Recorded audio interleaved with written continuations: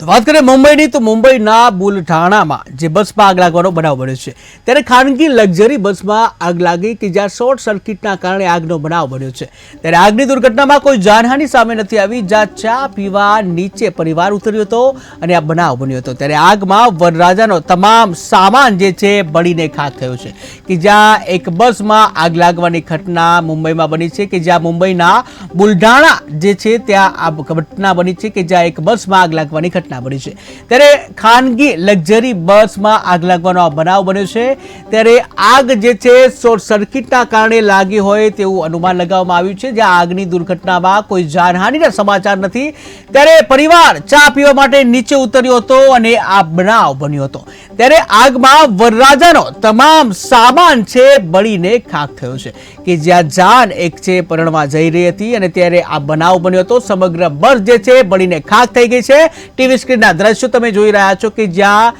એક luxury bus જે છે બળીને ખાખ થઈ ગઈ છે ત્યારે વરરાજાનો તમામ સામાન જે છે આ દુર્ઘટનામાં બળીને ખાખ થયો।